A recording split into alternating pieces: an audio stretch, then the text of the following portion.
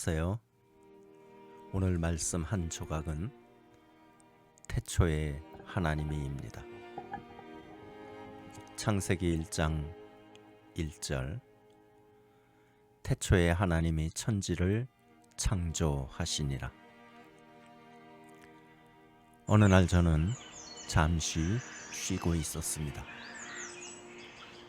혼자 조용히 콧노래로 찬송가를 흥얼거리고 있었습니다. 참 아름다워라 주님의 세계는 저 솔로몬의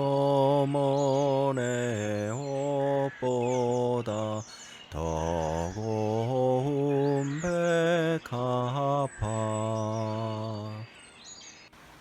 그때 한 초등학교 4학년 아이가 제게 다가와 당당하게 이렇게 물었습니다. 선생님, 기독교인이세요? 아니, 요즘 세상이 어떤 세상인데 하나님을 믿는다고요? 이 첨단 시대에 과학이 이렇게 발달했는데요? 그렇게 구닥다리 하나님을 믿는다고요? 진짜 하나님이 있다는 걸 진짜로 믿는 건 아니죠? 그 순간 저는 깜짝 놀랐습니다. 아이의 질문이 너무도 솔직하고 또 깊었기 때문입니다. 그리고 한편으로는 마음이 무거웠습니다. 이 어린아이의 세계 속에서도 하나님의 존재가 이미 시대에 뒤떨어진 신념처럼 여겨지고 있다는 사실이 제 마음을 아프게 했습니다. 하지만 저는 이 질문이 우리 모두에게 던지는 매우 중요한 물음이라는 걸 느꼈습니다. 정말 이 세상은 하나님이 창조한 것일까? 진짜 하나님이 모든 걸 만드셨을까? 우리는 학교에서 진화론을 배우고 과학을 배웁니다. 그런 세상에서 성경의 창조는 어떤 의미가 있겠습니까?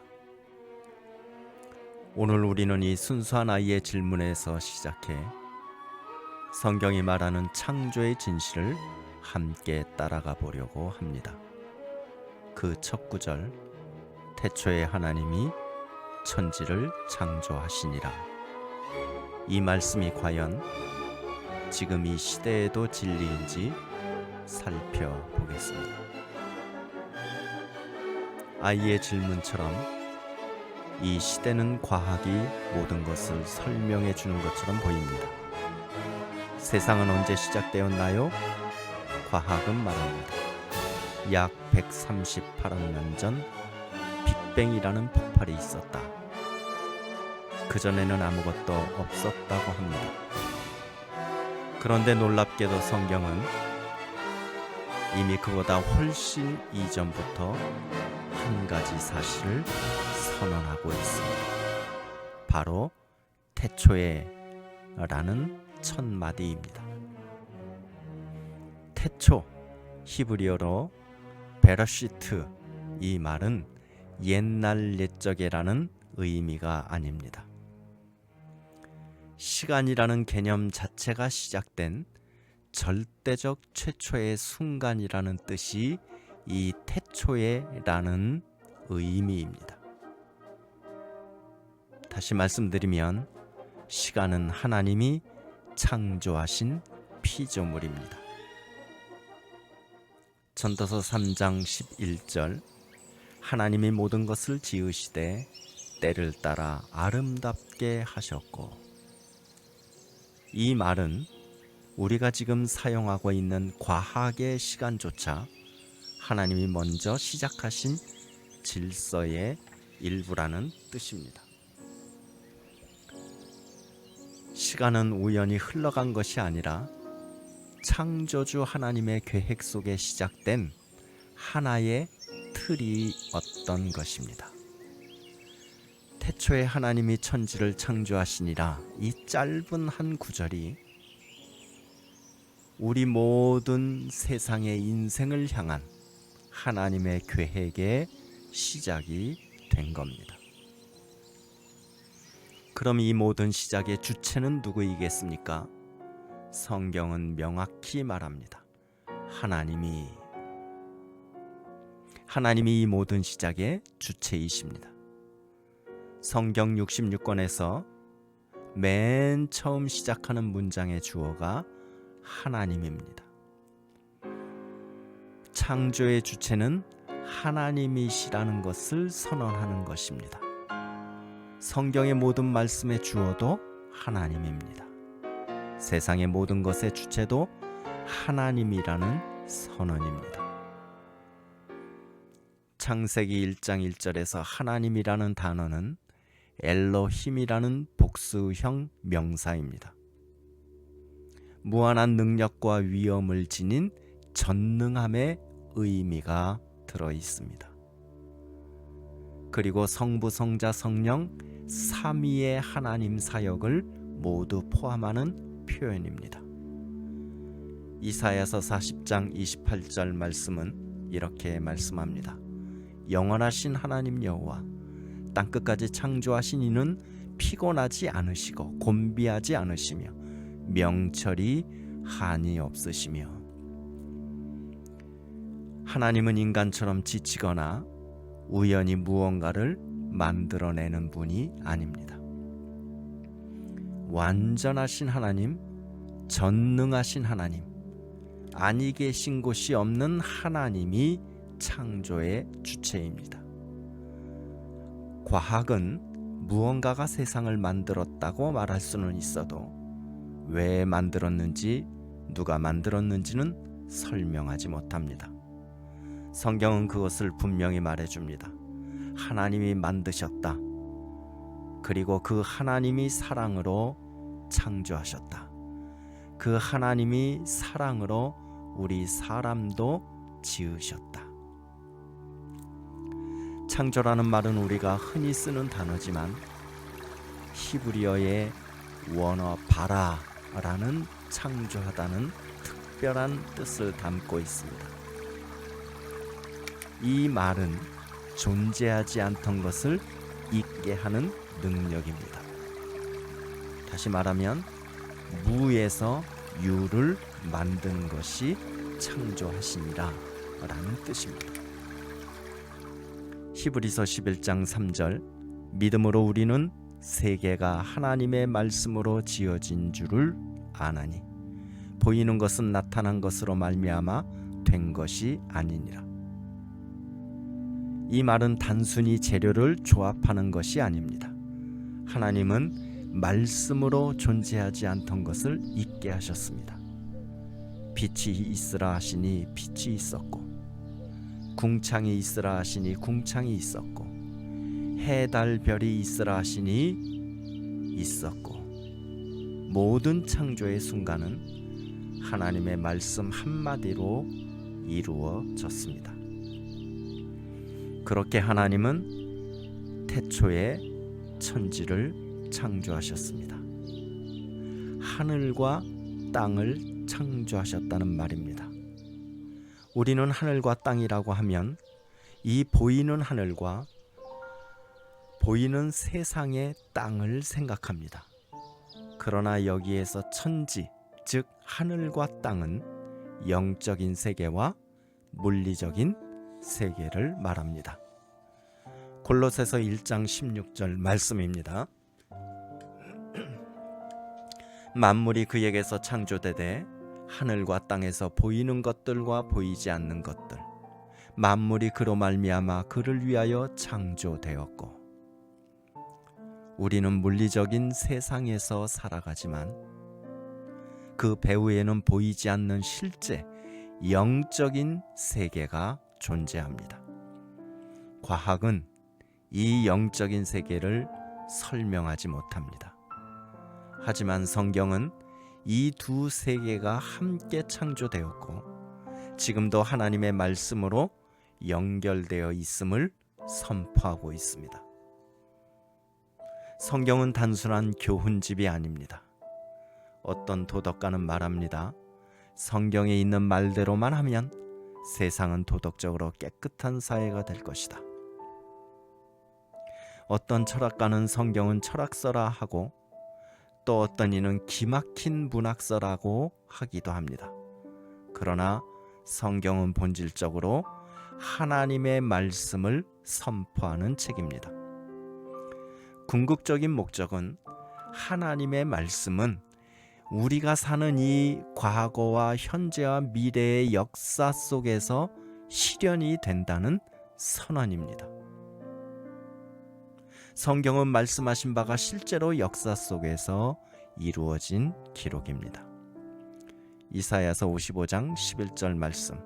내 입에서 나가는 말도 헛되이 내게로 돌아오지 아니하고 나의 기뻐하는 뜻을 이루며 내가 보낸 일에 형통하리라. 요한복음 5장 39절 말씀. 이 성경이 곧 내게 대하여 증언하는 것이니라. 예언하신 말씀은 반드시 이루어졌고 그 성취는 역사 속에서 반복적으로 드러나고 있습니다. 예수님의 탄생과 죽음과 부활까지도 모두 그 이전 수백 년 전에 예언된 하나님의 말씀의 실현이었습니다. 아이의 질문처럼 이 시대는 진화론을 과학이라고 말합니다. 그러나 진화론은 왜 우리가 존재하는지, 무엇을 위해서 존재하는지는 말해주지 않습니다. 진화론은 방향이 없습니다. 우연히 쌓여서 지금에 이르렀다고 말할 뿐입니다. 사람이나 동물이나 모든 생물은 진화하면서 쌓여져 가고 있다고 말합니다. 하지만 성경은 그렇게 말하지 않습니다. 우리는 분명히 하나님의 형상대로 지음받았고 하나님과의 관계 속에서 살아가는 존재입니다.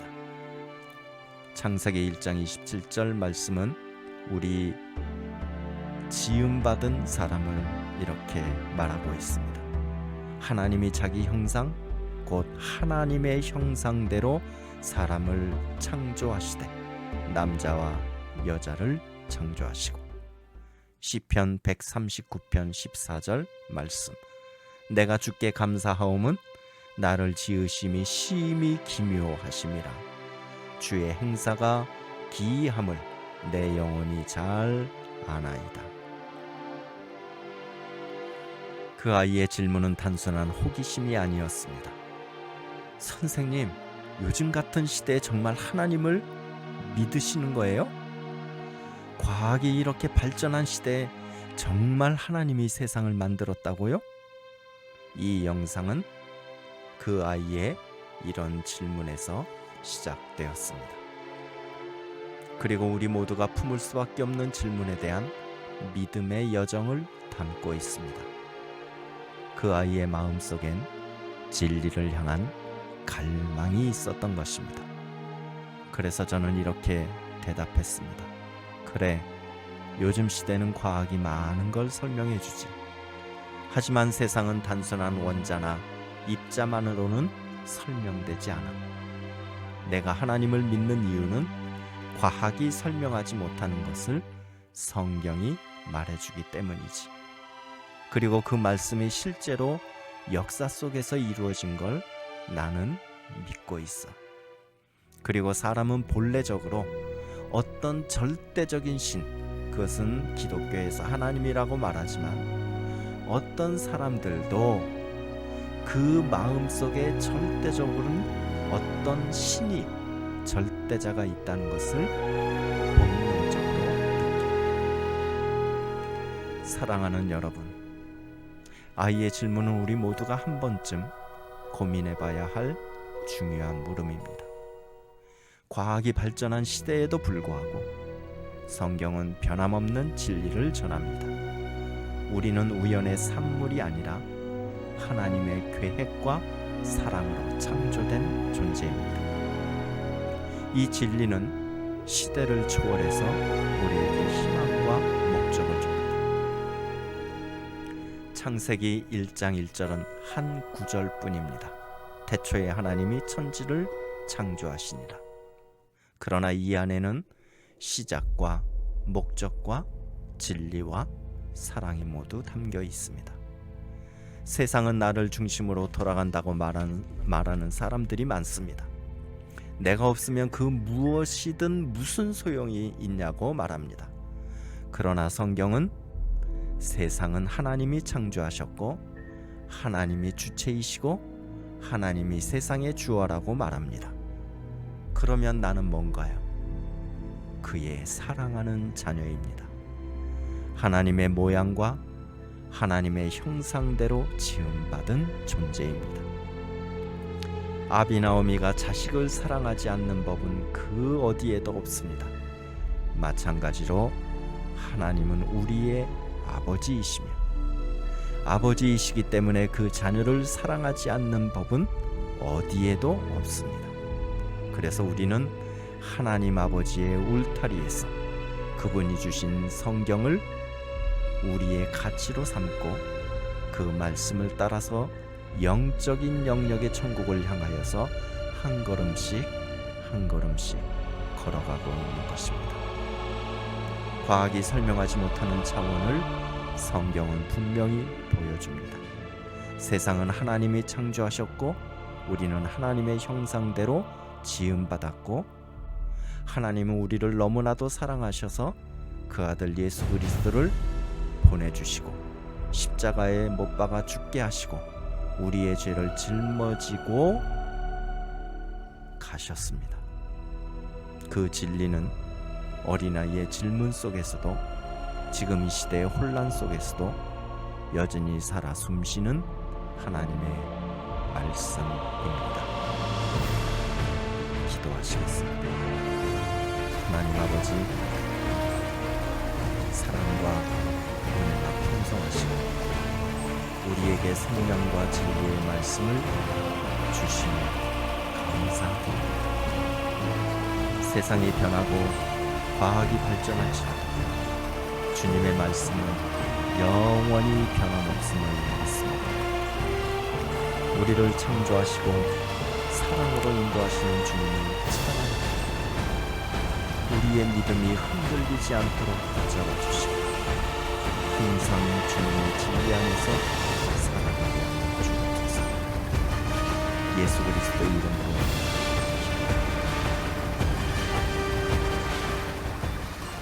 오늘 말씀 한 조각이 은혜로우셨다면 좋아요를 눌러주세요. 말씀 한 조각은 성경의 한 구절 한 단어 속에서 삶의 진리를 찾습니다. 구독과 알림 설정으로 함께 묵상의 여정도 걸어가면 좋겠습니다. 댓글로 여러분의 생각도 나눠주시고요. 언제든지 제 생각을 바른신학, 개혁신학의 입장에서 답변 드리겠습니다. 감사합니다.